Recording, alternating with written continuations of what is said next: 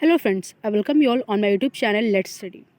Friends, आज हम discuss करने वाले हैं सीबीएसई क्लास 10 सिविक्स का chapter first, that is power sharing. Before this, if you are new to my channel, do like, share, comment and subscribe my YouTube channel and don't forget to press the bell icon so that whenever I post a new video you will get a notification. आइए friends, start करते हैं हमारी आज की इस video को। और सबसे पहले हम ओवरव्यू देख लेते हैं। With this chapter, we resume the tour of democracy that we started last year. तो जो हमने लास्ट ईयर यानी क्लास 9th में जो हमने डेमोक्रेसी चैप्टर स्टार्ट किया था, उसी को हम यहाँ पर फिर से कंटिन्यू करने वाले हैं। We noted last year that in a democracy all power does not rest with any one organ of the government. और हमने लास्ट ईयर ये भी नोटिस किया था कि डेमोक्रेसी की जो सारी पावर्स है वो किसी वन ऑर्गन, गवर्नमेंट की किसी एक व्यक्ति के हाथ में नहीं होती है। An intelligent sharing of power among legislature, executive and judiciary is very important to the design of a democracy. So जो पावर का एक इंटेलिजेंट शेयरिंग होता है वो लेजिस्लेचर, एग्जीक्यूटिव और जुडिशरी में होना बहुत इम्पॉर्टेंट है, और ये हमारे डेमोक्रेसी के डिज़ाइन के लिए भी बहुत ही ज़्यादा इम्पॉर्टेंट है। In this and the next 2 chapter we carry this idea of power sharing forward. इस चैप्टर में और अगले 2 चैप्टर में भी हम पावर शेयरिंग के आइडियाज़ को कैरी करेंगे, आगे भी हम उसे पढ़ेंगे। फिर start with 2 stories from Belgium and Sri Lanka. और शुरुआत करेंगे हम 2 कहानियों से, बेल्जियम और Sri Lanka. Both this stories are about how democracies handle demands for power sharing.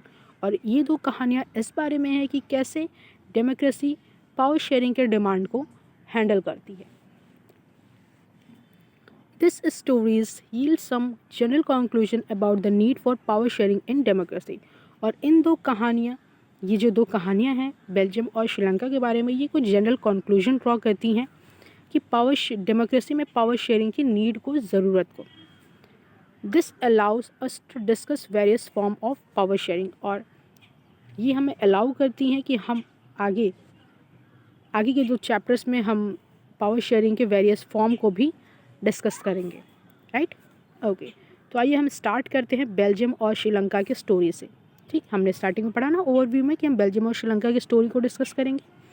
तो आइए सबसे पहले हम बेल्जियम की स्टोरी को डिस्कस करते हैं। Belgium is a small country in Europe.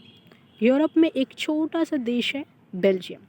Smaller in area than the state of Haryana. और हमारी कंट्री में जो हरियाणा स्टेट है ना, उससे भी छोटा है एरिया में, यानी कि क्षेत्रफल में। It has borders with France, the Netherland, Germany and Luxembourg. और बेल्जियम की जो बॉर्डर्स हैं, यानी कि जो सीमाएं बनाता है, वो कौन कौन से कंट्री के साथ बनाता है? फ्रांस, नीदरलैंड, जर्मनी और Luxembourg, right. Okay, it has a population of a little over 1 crore. और इसकी जो पॉपुलेशन है वो 1 करोड़ है। About half the population of Haryana. जितनी हरियाणा की पॉपुलेशन है ना, लगभग उसकी एकदम हाफ, ठीक है, यानी कि 1 crore. The ethnic composition of this small country is very complex. Ethnic मतलब यहाँ पर जो अलग अलग कम्युनिटी के जो लोग होते हैं ना, उनका जो कॉम्पोजिशन है वो इस छोटे से देश बेल्जियम का बहुत ही ज़्यादा कॉम्प्लेक्स है, बहुत ही ज़्यादा जटिल है। आइए हम देख लेते हैं कि कॉम्प्लेक्स है कैसा, यानी कि जो कॉम्पोजिशन है वो किस तरीके का है। जो टोटल पॉपुलेशन है उसका 59% वो रहता है फ्लेमिश रीजन में और डच बोलता है, डच एक लैंग्वेज है, राइट। और जो बाकी का जो 40% जो लोग हैं बाकी के, वो वेलोनिया रीजन में रहते हैं और फ्रेंच बोलते हैं। यानी कि 59 और 40 कितना हो गया? 99। यानी कि जो 1% जो लोग बचे उन्हें हम बेल्जियंस कहते हैं और वो जर्मन बोलते हैं, right. Okay, in the capital city Brussels. Belgium का जो कैपिटल है वो ब्रुसेल है। अब ये तो बात हो गई ओवरऑल की, ठीक है, अभी जो इससे पहले हमने बताया। अब यहाँ पर कैपिटल की बात हो रही है कि ब्रुसेल में 80% जो लोग हैं वो फ्रेंच बोलते हैं, ठीक है। सिर्फ कैपिटल की यहाँ पर बात हो रही है। 80% लोग फ्रेंच बोलते हैं और जो 20% लोग हैं वो डच बोलते हैं, राइट। ओके, और अगर ओवरऑल देखा जाए तो डच की जो पॉपुलेशन है वो 59% है, बट कंट्री में इसकी जो परसेंट है वो कम हो जाती है। और जो फ्रेंच है वो यहाँ पर 40% है, बट अपने कैपिटल में आकर के इसकी जो परसेंटेज है वो बहुत ही ज़्यादा हो जाती है। तो कहीं ना कहीं यहाँ पर एक स्ट्रगल होगा जो अभी मैं आपको आगे बताऊँगी। Okay, the minority French speaking community was relatively rich and powerful.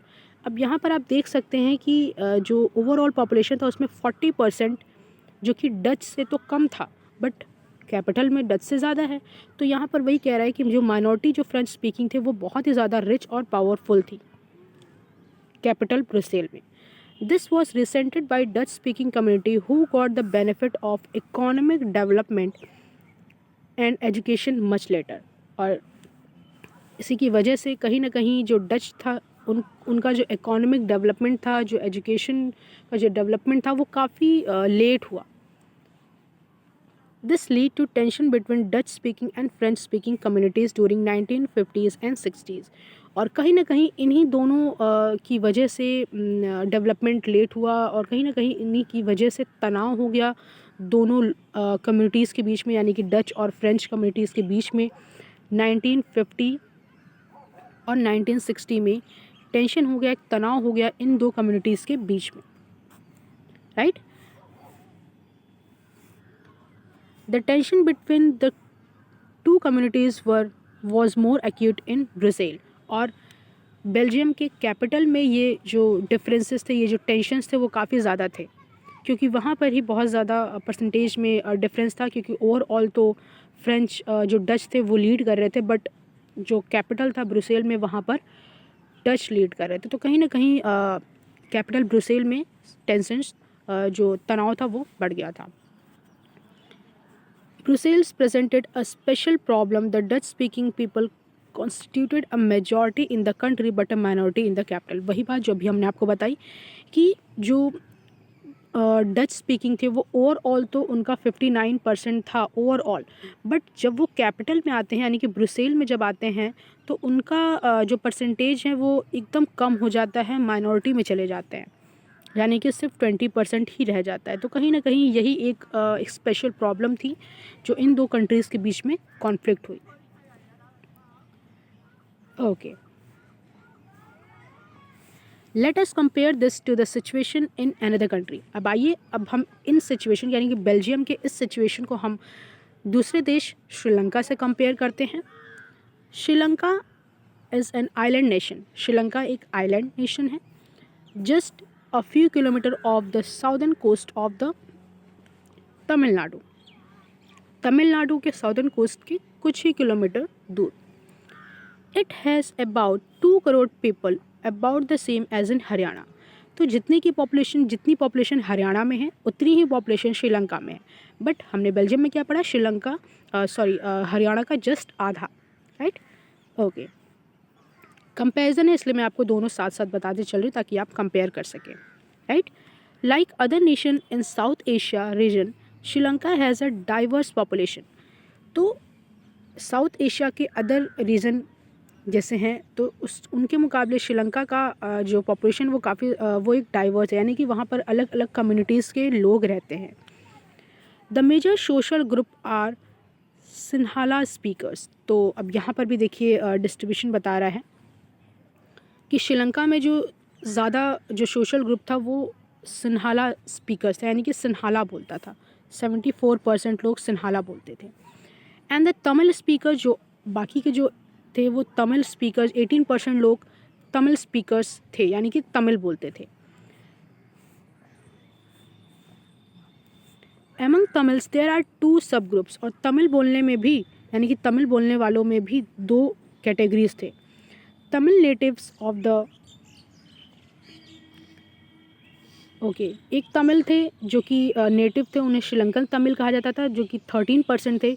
और जो बाकी के जो थे वो 4 फादर्स थे, यानी कि come from India as plantation workers during colonial period are called Indian doubles. तो जो 4 फादर्स मतलब कि पूर्वज जो थे यहाँ पर जो आते थे प्लांटेशन के वर्कर्स, जो कॉलोनियल पीरियड के टाइम पे यहाँ पर जो आए थे वो इंडियन तमिल्स कहलाते थे, ठीक है।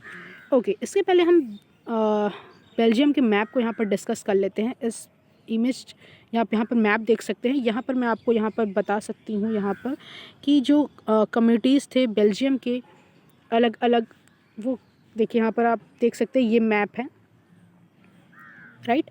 और यहाँ पर ब्रुसेल कैपिटल है ये, ठीक है। रेड कलर में फ्रेंच स्पीकिंग, ये वाला जो एरिया है ये फ्रेंच स्पीकिंग था, वेल नोन। और जो येलो है ये फ्लेमिश रीजन है, यहाँ पर लोग डच बोलते थे। और ये जो आपको शेडेड एरिया दिख रहा है ये जर्मन स्पीकिंग थे, राइट। जो अभी मैंने आपको बेल्जियम के बारे में बताया था वो आप यहाँ पर मैप के थ्रू समझ सकते हैं। ओके, तो श्रीलंका की बात हो रही थी।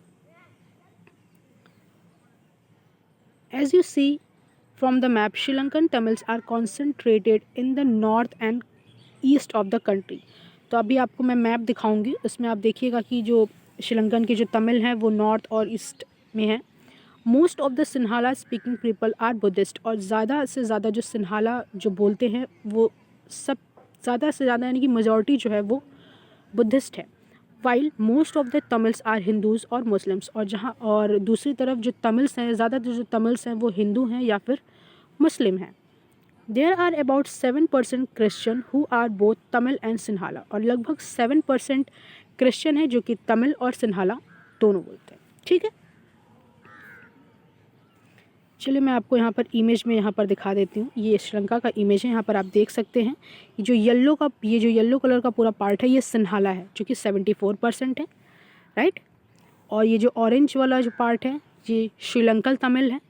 तमिल को मैंने 2 पार्ट्स में बताया था, एक श्रीलंकन तमिल और एक इंडियन तमिल। तो ये जो ऑरेंज में है वो श्रीलंकन तमिल है, ये जो रेड में है ये इंडियन तमिल, और ये जो जगह जगह आपको डॉट्स दिख रहे हैं ब्राउनिश कलर में ये मुस्लिम्स हैं, right. Okay, just imagine what could happen in situation like this. तो अब आप इमेजिन करिए कि इस सिचुएशन में क्या होगा। इन बेल्जियम में the Dutch community could take advantage of its numeric majority and the force it will on French and German speaking population। अब यहाँ पर जो बेल्जियम की यहाँ पे सिचुएशन बता रहा है कि जो डच कम्युनिटी है could take एडवांटेज मतलब ले सकती थी अपनी मेजॉरिटी का, and force it will on the French and German speaking population. अब यहाँ पर जो बेल्जियम में जो कॉन्फ्लिक्ट चल रहा था डच और फ्रेंच को लेकर के, तो कहीं ना कहीं इनकी वजह से एक कॉन्फ्लिक्ट हुआ इन्हीं 2 कम्युनिटीज़ में। आगे फर्दर कम्युनिटीज़ हुए, डिस्टर्बेंस हुई, लड़ाइयाँ हुई, और this could lead to a very messy partition of the country. और ये एक आगे चल कर के कंट्रीज़ का एक तरीके से पार्टीशन हुआ। Both the side would claim control over Brussels, और दोनों ही साइड यानी कि फ्रेंच स्पीकिंग और डच स्पीकिंग दोनों ही ये क्लेम कर रही थी कि वो ब्रुसेल पे कंट्रोल करेंगी। तो ऐसा हो रहा था बेल्जियम में, राइट। और श्रीलंका में क्या हुआ था, in Sri Lanka the Sinhala community enjoy an even bigger majority and could impose its will on the entire community. अब श्रीलंका में क्या हो रहा था, श्रीलंका मैंने आपको बताया 74% सिंघाला थे, तो वो कहीं ना कहीं वो बहुत ज़्यादा इन्जॉय करते क्योंकि वो मेजॉरिटी में थे, तो कहीं ना कहीं वो बहुत ज़्यादा इन्जॉय कर रहे थे और पूरी इंटायर कंट्री पे वो अपना एक तरीके से हक जमा रहे थे, ठीक है। और ऑन द अदर साइड जो तमिल थे, इंडियन तमिल, श्रीलंकन तमिल, कहीं ना कहीं उनको उनके हक नहीं मिल रहे थे, उनको उनके हक से कहीं ना कहीं छीना जा रहा था, कुछ उनको फ़ायदे नहीं मिल रहे थे। तो ये सारी चीज़ें थी जो वहाँ पर चल रही थी। Now let us look at what happen in both these countries. तो आइए अब हम देखते हैं कि अब इन 2 कंट्रीज़ में क्या होता है। तो सबसे पहले हम श्रीलंका में देख लेते हैं कि किस तरीके से वहाँ पर फाइट्स वगैरह होती हैं उन चीज़ों को लेकर के। Sri Lanka emerged as an independent country in 1948। तो श्रीलंका एक स्वतंत्र देश के रूप में 1948 में उभरा, यानी कि हमारा देश 1947 में आज़ाद हुआ था, उसके जस्ट 1 साल बाद श्रीलंका इंडिपेंडेंट हुआ। The leader of the Sinhala community sought to secure dominance over the government by virtue of their majority। तो जो सिंघाला है, जो 74% मेजॉरिटी थे, जाहिर सी बात है मेजॉरिटी थे वो लोग, तो वो लोग कहीं ना कहीं डोमिनेट करना चाहे सरकार के ऊपर कि हमारी मेजॉरिटी ज़्यादा है, हम डोमिनेट करेंगे सरकार को, ठीक है। एज अ रिजल्ट, और नतीजा क्या हुआ, the democratically elected government adopted a series of majoritarian measure to establish Sinhala supremacy। और रिजल्ट क्या हुआ कि जो डेमोक्रेटी जो ज़्यादा से ज़्यादा जो लोग थे उन्होंने एक सीरीज़ अडॉप्ट किया मेजोरिटेरियन, ठीक है, मेजोरिटेरियन की एक सीरीज़ अडॉप्ट की। और जहाँ पर क्या हुआ, जो वहाँ पर जो सिन्हाला जो थे उनकी सुपरमेसी स्टैब्लिश की गई।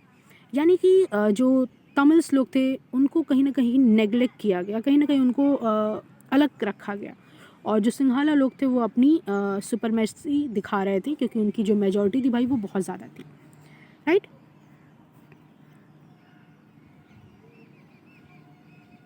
In 1956, an act was passed to recognize Sinhala as the only official language, thus disregarding Tamil। तो 1956 में एक एक्ट पारित किया गया, एक एक्ट पास हुआ और जिसमें ये बताया गया कि सिंघाला को एक ऑफिशियल लैंग्वेज के रूप में वहाँ पर ऑफिशियली एक्सेप्ट कर लिया गया और तमिल को डिसरिगार्ड किया गया। यानी कि तमिल जो लैंग्वेज थी उसको कोई भी इम्पोर्टेंस नहीं दी गई।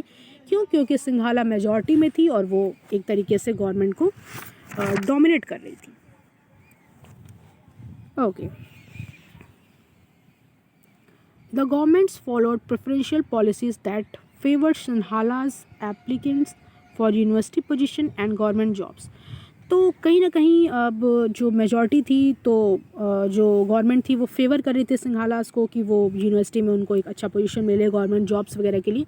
तो हर जगह पर देखिए तो यहाँ पर मेजॉरिटी सिंघालास को फेवर किया जा रहा था और ऑन द अदर साइड जो तमिल्स लोग थे उनको ये सारी चीज़ें नहीं मिल पा रही थी क्योंकि वो बहुत ही ज़्यादा माइनॉरिटी में थे। New constitutions stipulated that the state shall protect and foster Buddhism.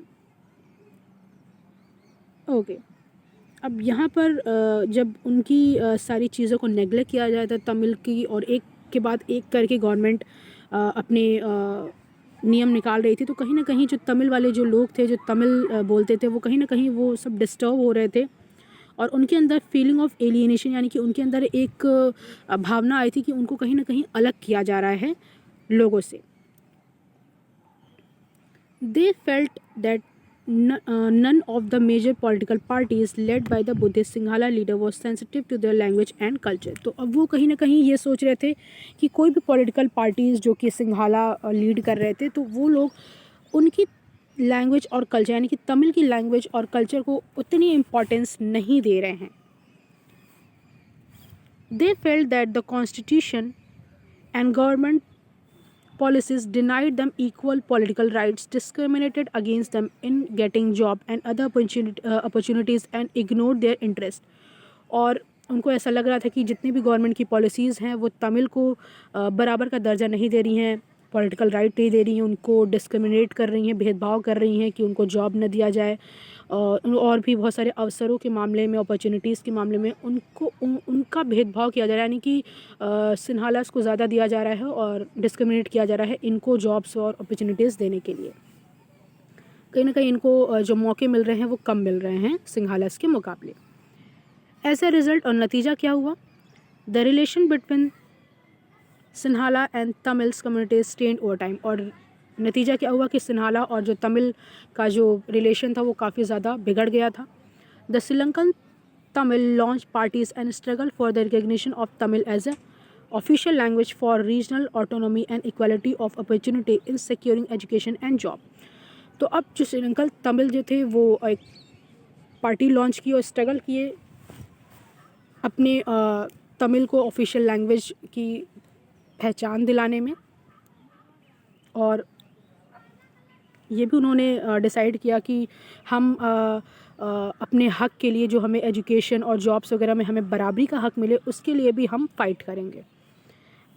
लेकिन हुआ क्या, but there demand for more autonomy to provinces populated by the Tamils were repeatedly denied. अब हुआ क्या, अब उन्होंने डिसाइड तो किया कि हम फाइट करेंगे, लेकिन जो सरकार थी वो सिंघालास की थी, तो वो लोग रेपिटेडली यानी कि लगातार उनके इस डिमांड को मना किए जा रहे थे, डिनाई करते जा रहे थे। By 1980 several political organisations were form demanding an independent Tamil Eelam in northern and eastern part of Sri Lanka. अब 1980s में बहुत सारे पॉलिटिकल ऑर्गेनाइजेशंस बने और वो सब डिमांड कर रहे थे कि तमिल को एक अलग state northern eastern part of Sri Lanka में एक इंडिपेंडेंट स्टेट का दर्जा, मतलब कि वो डिमांड करते कि हमें एक अलग राज्य में कर दे। The distrust between the two communities turn into widespread conflict, और इन दोनों कम्युनिटीज़ की जो भी लड़ाइयाँ थी, जो भी कॉन्फ्लिक्ट्स थे, वो एक बहुत ही बड़ी कॉन्फ्लिक्ट बन गई और it soon turn into a civil war, और देखते ही देखते ये एक सिविल वॉर के रूप में कन्वर्ट हो गई और बहुत लड़ाइयाँ हुई। और उन लड़ाइयों का देखिए रिज़ल्ट क्या होता है। As a result thousand of people of both the communities have been killed, और नतीजा क्या हुआ, बहुत लड़ाइयाँ हुई, सिविल वॉर हुई और इसमें हज़ारों लोग दोनों ही कम्युनिटीज़ के मारे गए। Many families were force to leave the country as refugee, और बहुत सारे फैमिलीज़ को देश छोड़ना पड़ा। And many more loss their livelihood, और बहुत लोगों को अपनी जीविका, यानी कि जिससे वो अपनी कमाई करते थे, जैसे भी जो भी चीज़ वो करते थे, उनको अपना काम धंधा छोड़ना पड़ा। You have read chapter 1 of economics text book class 10th, और अगर आपने इकोनॉमिक्स का चैप्टर 1 पढ़ा होगा तो उसमें इन सब चीज़ों के बारे में बताया गया है। क्या बताया गया है? About Sri Lanka's excellent record of economic development, education and health, और वहाँ पर इकोनॉमिक्स के चैप्टर 1 में आपको बताया गया है श्रीलंका के excellent record, economic development, education और हेल्थ से रिलेटेड जो भी एक्सेलेंट रिकॉर्ड थे वहाँ पर आपको बताया गया है। तो वहाँ पर आप अच्छे तरीके से पढ़ा होगा आप लोगों ने, आई होप। बट लेकिन the civil war has caused a terrible setback to the social culture and economic life of the country, लेकिन सिविल वॉर की वजह से श्रीलंका की सोशल कल्चर और इकोनॉमिक लाइफ बहुत ही ज़्यादा, कह सकते एकदम डिस्ट्रॉय हो गई, और सिविल वॉर की वजह से बहुत ही ज़्यादा उनको लॉस हुआ, राइट। सो आज के लिए बस इतना ही। बेल्जियम में किस तरीके से चेंजेस हुए वो हम कल डिस्कस करेंगे, और वीडियो देखने के लिए बहुत बहुत धन्यवाद। और सब्सक्राइब कर लीजिएगा मेरे चैनल लेट्स स्टडी, ताकि जब भी मैं कोई नई वीडियो डालूँ तो उसका नोटिफिकेशन आपको मिल जाए। See you soon in the next video, till then take care and good bye.